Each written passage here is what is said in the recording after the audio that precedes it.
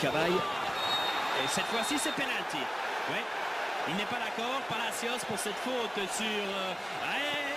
C'est l'avertissement. Alors c'est le deuxième. C'est l'expulsion pour Palacios. Oui. C'est l'expulsion. 43e minute. C'est un scénario qui ne nous étonne pas vraiment.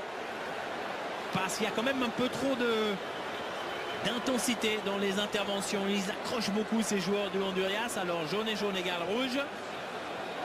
Possibilité pour l'équipe de France de prendre un but d'avance. Et le Honduras qui va se retrouver sa pièce maîtresse à mi-terrain. Oui, mais là, encore une fois, il n'y a absolument rien à dire. Parce que Palacios ne joue pas du tout le ballon. Il ne s'occupe pas du tout du ballon. Curieux d'avoir l'attitude de notre consultant sur le plateau à la mi-temps. Allez, Benzema face à Valladares. Ouais, c'est propre. Contre-pied parfait, 45e minute, 1-0 pour la France.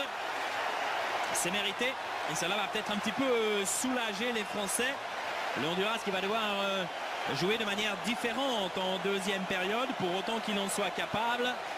Mais c'est quand même assez logique, parce que la France a eu une totale emprise là, sur cette première période.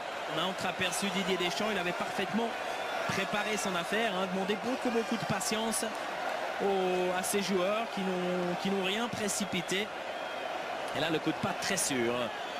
Karim Benzema, 1-0 pour l'équipe de France, 45e minute. Ouais, peut-être que cela va libérer Karim Benzema, dont c'est la première participation à une Coupe de France. On sait qu'il a été un petit peu contesté là, lors de la phase qualificative par Olivier Giroud. Il a connu un gros coup de mou, 1200 €. Et bon jaillissement là de Cabaye avec peut-être une possibilité de surprendre l'adversaire en deuxième ballon. Ouais, c'est but, non? Benzema. Alors Benzema jubile, l'arbitre valide.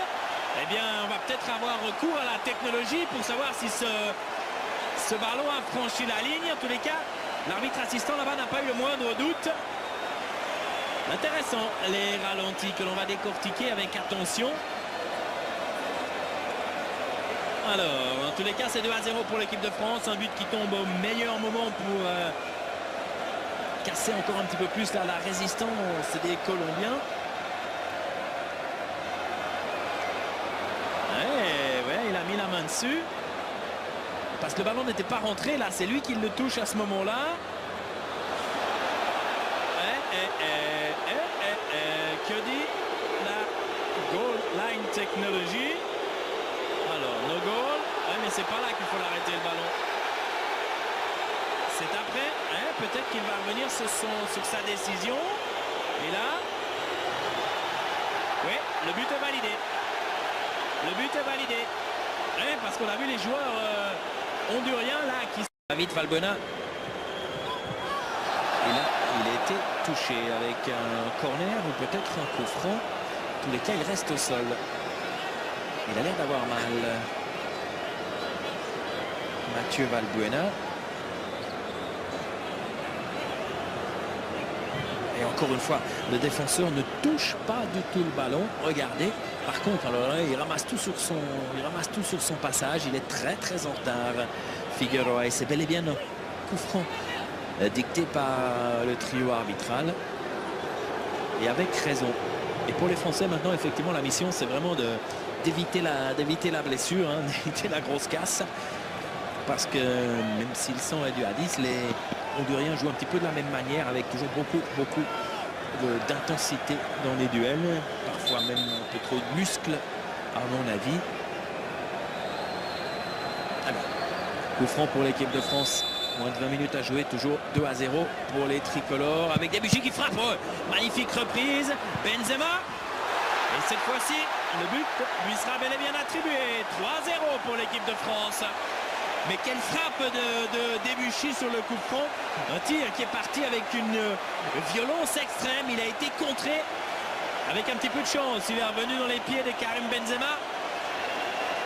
Alors qu'un joueur français reste au sol. Ah, c'est peut-être un Français qui a été touché par le tir de Debuchy. Ah non, il était déjà au sol avant. Il y a eu un contact, il y a eu quelque chose. Regardez. En tous les cas, dans un monde quasiment impossible, Valladares est trop court, il ne peut rien faire. 3-0 pour l'équipe de France. Ouais, c'est le tarif minimum, alors que le joueur français, que je n'ai toujours pas identifié, semble assez sérieusement touché, puisqu'on l'a mis sur une civière. De qui s'agit-il? Ce n'est pas Matuidi, est-ce que c'est Sissoko?